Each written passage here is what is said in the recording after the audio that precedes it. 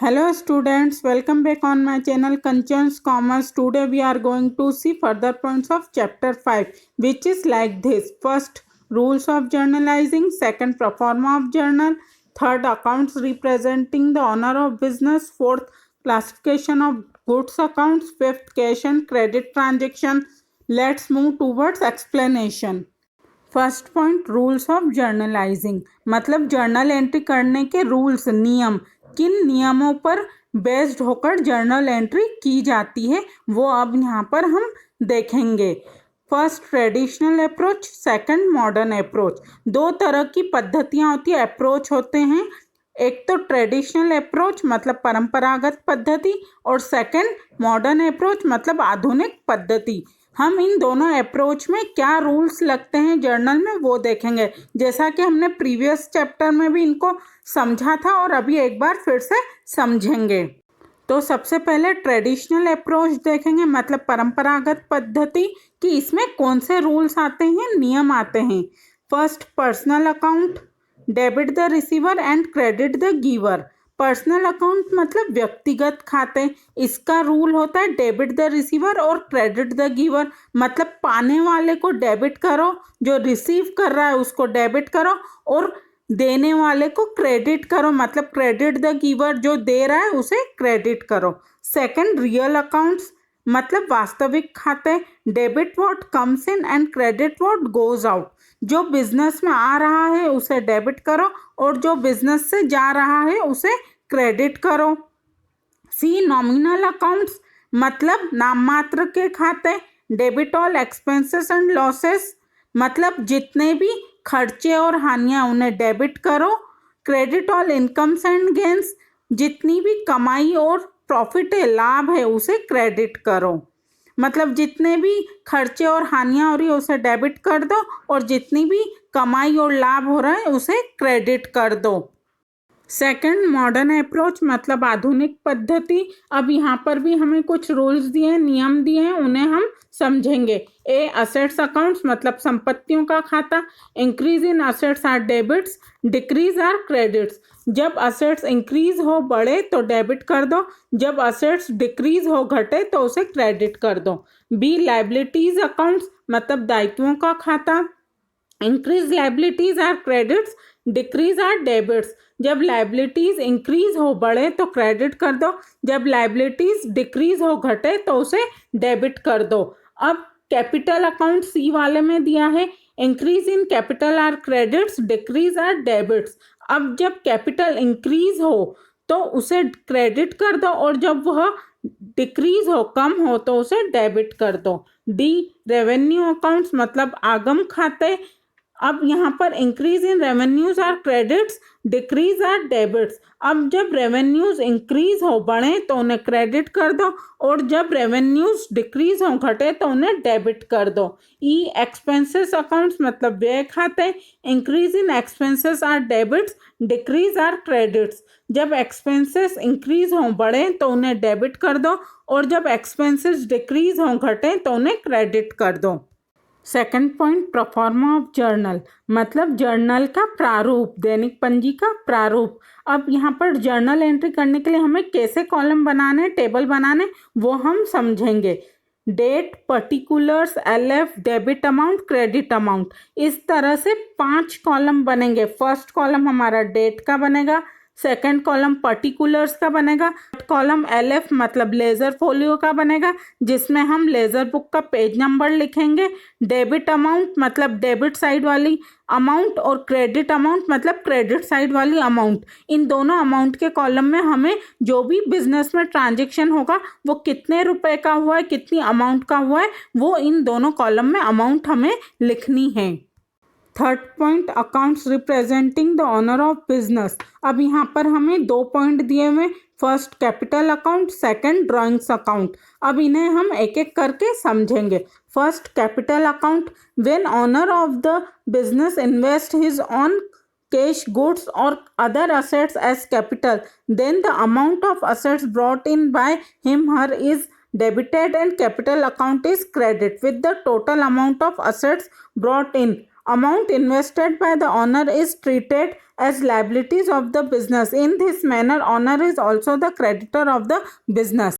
सबसे पहले हम हेडिंग का मतलब समझेंगे. Accounts representing the owner of business, मतलब ऐसे अकाउंट्स जो बिजनेस के ऑनर मतलब बिजनेस के मालिक को रिप्रेजेंट करते हैं, प्रतिनिधित्व करते हैं. First capital account, second drawings account. दो अकाउंट का नाम दिया है, पहला कैपिटल अकाउंट और दूसरा ड्राइंग्स अकाउंट. अब फर्स्ट कैपिटल अकाउंट को हम समझेंगे, मतलब पूंजी खाता. जब बिजनेस का ऑनर मतलब मालिक जो है वो अगर खुद का कैश, गुड्स और असेट्स मतलब नगद, माल और संपत्ति कैपिटल के रूप में, पूंजी के रूप में बिजनेस में लगाता है तो उसे हम डेबिट करेंगे और कैपिटल अकाउंट को क्रेडिट करेंगे. और बिजनेस का जो ऑनर है उसके लिए यह लायबिलिटी कहलाएगा, दायित्व कहलाएगा. और बिजनेस का ऑनर खुद बिजनेस के लिए क्रेडिटर हो जाएगा, मतलब लेनदार हो जाएगा. Second point, drawings accounts. If the owner withdraws cash, goods और any other assets from business for personal use, then the amount is debited to the drawings account and the respective assets account is credited. Owner becomes the debtor of the business by withdrawal of amount. Therefore, this account is treated as assets of business. Drawings account is also a personal account which represents the owner. The amount of drawing is subtracted from the capital. Second drawings accounts मतलब आहरण खाता. अब इसमें समझा रहे हैं कि जब बिजनेस का ऑनर मतलब बिजनेस का मालिक अपने पर्सनल यूज मतलब निजी उपयोग के लिए बिजनेस से कैश, गुड्स और असेट्स मतलब नगद, माल या फिर संपत्ति निकालता है तो वह ड्राइंग्स अकाउंट में डेबिट की जाएगी अमाउंट और असेट्स अकाउंट को क्रेडिट किया जाएगा. बिजनेस का जो ऑनर है, मालिक है, वो बिजनेस का डेटर कहलाएगा और इसीलिए उस अकाउंट को बिजनेस की असेट्स मतलब संपत्ति माना जाएगा. ड्राइंग अकाउंट भी पर्सनल अकाउंट होता है और वो बिजनेस के ऑनर को रिप्रेजेंट करता है, मतलब बिजनेस का जो मालिक है उसका प्रतिनिधित्व करता है. ड्राइंग की जो अमाउंट है वो कैपिटल में से माइनस की जाती है. Fourth point, classification of goods accounts मतलब माल खाते का विभाजन. अब यहाँ पर हमें गुड्स अकाउंट्स को 6 पार्ट में क्लासिफाइड करके दिखाया हुआ है. हम एक एक कर सबको समझेंगे. फर्स्ट परचेस अकाउंट दिया हुआ है, मतलब क्रय खाता. जब गुड्स मतलब माल को खरीदा जाता है, चाहे वह कैश में खरीदा हुआ हो, चाहे वह क्रेडिट में खरीदा हुआ हो, मतलब चाहे वो नगद में खरीदा हुआ हो या उधारी का हो, उसे हम परचेस अकाउंट में मतलब क्रय खाते में ही लिखेंगे. सेकंड, सेल्स अकाउंट मतलब विक्रय खाता. जब गुड्स मतलब माल को बेचा जाता है, चाहे वह कैश में बेचा हो या क्रेडिट में बेचा हो, मतलब नगद बेचा हो या उधारी में बेचा हो, वह सेल्स अकाउंट में लिखवाता है.